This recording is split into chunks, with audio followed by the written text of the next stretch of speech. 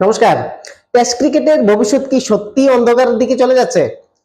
আমরা যদি দেখি বিগত কয়েক বছর একটা রেকর্ড, সেখানে কিন্তু এরকমই বোঝা যাচ্ছে। কেননা টেস্ট ক্রিকেট যেখানে একটা সময় 5 দিন চলতো, সেশন বাই সেশন রণনীতি তৈরি হতো, ব্যাটসম্যানদের ধৈর্যের পরীক্ষা হতো, সেই জায়গার মধ্যে কিন্তু তার উল্টা হচ্ছে বর্তমানে।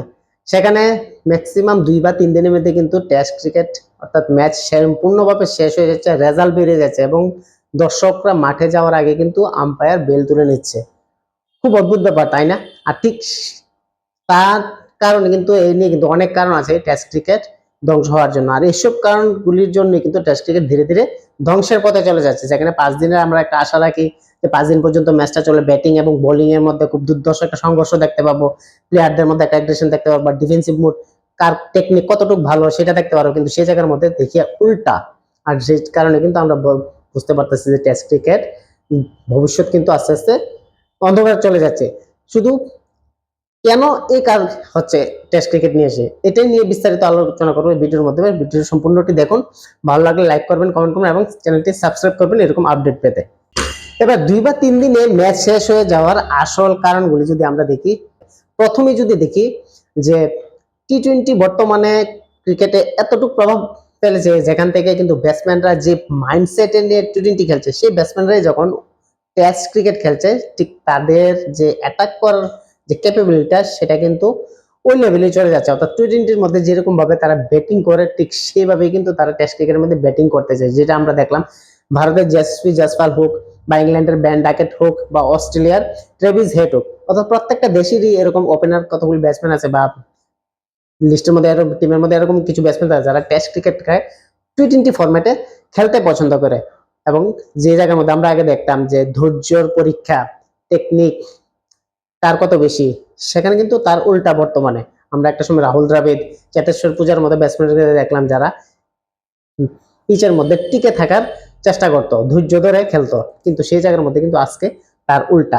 অর্থাৎ বর্তমানে টি-20 ক্রিকেটের একটা বড় ইম্প্যাক্ট কিন্তু টেস্ট ক্রিকেটে করে ফেলছে, যার কারণে কিন্তু টেস্ট ক্রিকেটে যেটা আমরা লং টার্মে দেখতাম 5 দিনে গিয়ে খেলার পরও কিন্তু ম্যাচ সেখানে রেজাল্ট বের হতো না, সেই জায়গার মধ্যে কিন্তু বর্তমানে 2 বা 3 দিনে কিন্তু চলে যায়। কেননা ব্যাটসম্যানরা এতভাবে অ্যাটাক করছে, সেই জায়গার মধ্যে অ্যাটাক করার পরে কিন্তু ম্যাক্সিমাম রিস্ক থাকছে, এবং ব্যাটসম্যানরা কিন্তু খুব তাড়াতাড়ি আউট হচ্ছে রান করার চক্করে।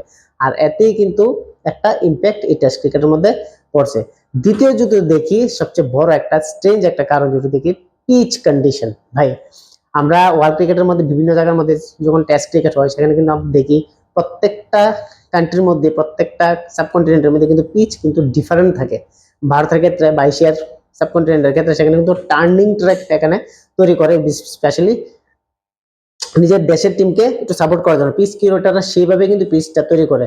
স্পেশালি এশিয়ান সাবকন্টিনেন্টের মধ্যে যদি দেখা যায়, এখানে স্পিন ফ্রেন্ডলি উইকেট তৈরি হয় প্রথম বল থেকেই, বা 1 ঘন্টা পর থেকে পিচ ভাঙা শুরু হয়। সেখানে কিন্তু বল সাংঘাতিক স্পিন হয়, যে কারণে কিন্তু ব্যাটসম্যানরা সেখানে সাস্টেন করতে পারে না, এবং 2 বা 3 দিনে কিন্তু সম্পূর্ণ উইকেট অর্থাৎ 2 ইনিংসে যে 40 উইকেট কিন্তু পড়ে যায়। ঠিক সেম কন্ডিশন যদি আমরা সাউথ আফ্রিকার মধ্যে যাই, সাউথ আফ্রিকার মধ্যে কিন্তু সেম পেস বাউন্সে একটা গ্রিন টপ থাকে সেখানে।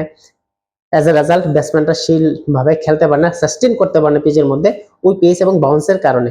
অস্ট্রেলিয়ার ক্ষেত্রে, ইংল্যান্ডের ক্ষেত্রে কিন্তু সেম আমরা দেখতে পাই। অস্ট্রেলিয়া পার্থ, যেখানে আমরা একটা খুব দারুণ একটা স্টেডিয়াম, সেখানে কিন্তু ব্যাটসম্যানরা একটা টিকে থাকার একটা বিশাল বিশাল বাধা। কেননা সেখানে পেস, বাউন্স এবং সুইং তিনটাই কিন্তু সেখানে থাকে। আর যে কারণে কিন্তু প্রথম ইনিংসে আমরা দেখলাম ভারতের সঙ্গে কি হলো, 36 রানে অল উইকেট ডাউন। রিসেন্টলি যে এসএস সিরিজ শেষ হলো, সেখানে 2 বা 3 দিনে কিন্তু প্রচুর ম্যাচ শেষ হয়ে গেছে, যে কারণে আইসিসির প্লাস ক্রিকেট বোর্ডের এবং ব্রডকাস্টারের কিন্তু অনেক লস হয়েছে। যেখানে 5 দিন পর্যন্ত একটা ম্যাচ চলার কথা, সেই জায়গার মধ্যে এই পিচের কারণে কিন্তু ম্যাচ 2 বা 3 দিনে কিন্তু খুব তাড়াতাড়ি শেষ হয়ে যাচ্ছে।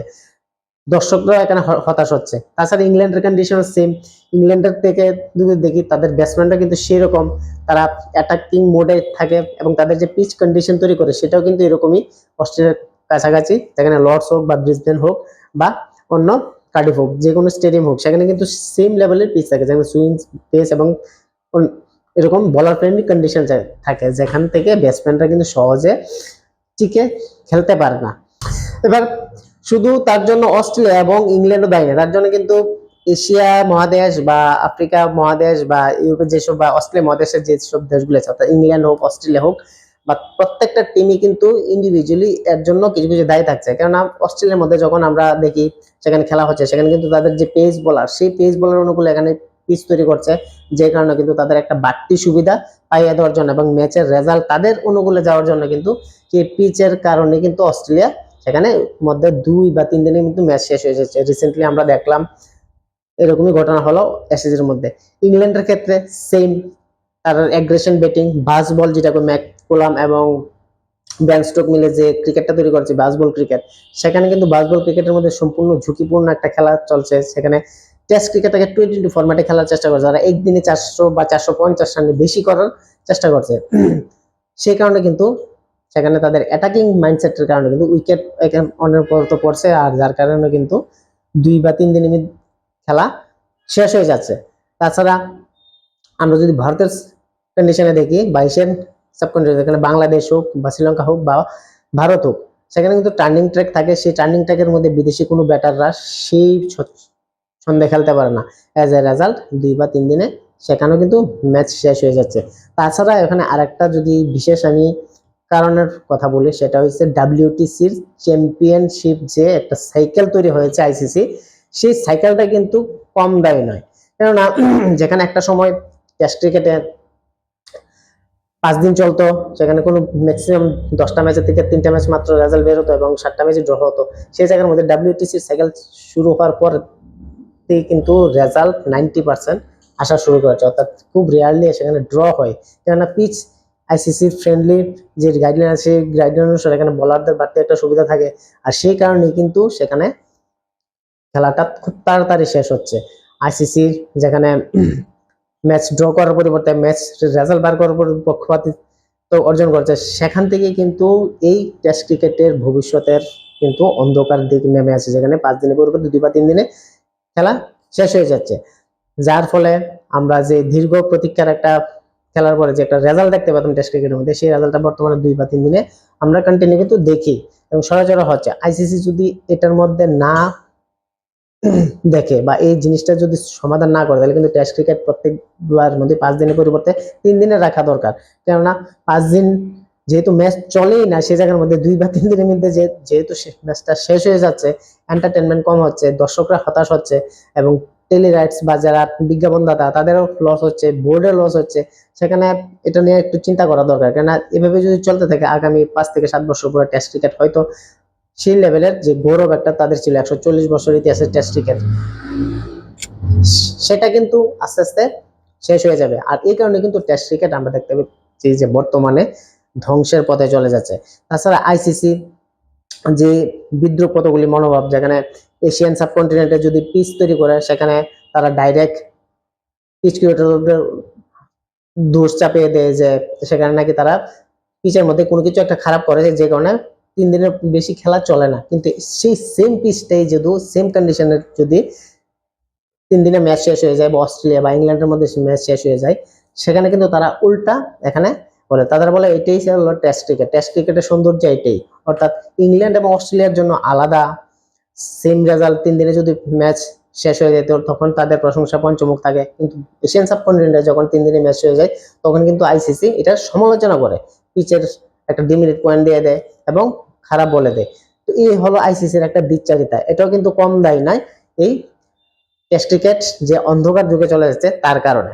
তো সর্বমোট যদি আমি ওভারঅল ডিসকাস এখানে যেটা আলোচনা করলাম, এখানে এটাই বুঝেছি যে টেস্ট ক্রিকেট বাই লং ফরম্যাটের ক্রিকেট, যেখানে ব্যাটসম্যানদের আসল ধৈর্যের পরীক্ষা হয়, আর সেখানে যদি 2 বা 3 দিনে যদি ম্যাচ শেষ হয়ে যায়, সেখানে কিন্তু ব্যাটসম্যানরা যে টেকনিক বা টেম্পারমেন্ট যেটা আমরা বলি, সেটা কিন্তু আস্তে আস্তে বিলুপ্ত হয়ে যাচ্ছে। আর এই কারণে কিন্তু টেস্ট ক্রিকেট আস্তে আস্তে বর্তমানে যে গৌরব, সেটা কিন্তু হারিয়ে যাচ্ছে আর অন্ধকারের দিকে চলে যাচ্ছে। আপনারা কি বলেন? যদি টেস্ট ক্রিকেটের মতামত নিয়ে, টেস্ট ক্রিকেট ভবিষ্যৎ কি সত্যি অন্ধকার দিকে চলে যাচ্ছে, এটা কমেন্টে জানাবেন। ভিডিওটি ভালো লাগলে অবশ্যই লাইক করবেন, কমেন্ট করবেন এবং চ্যানেলটি সাবস্ক্রাইব করবেন এরকম আপডেট পেতে। ধন্যবাদ।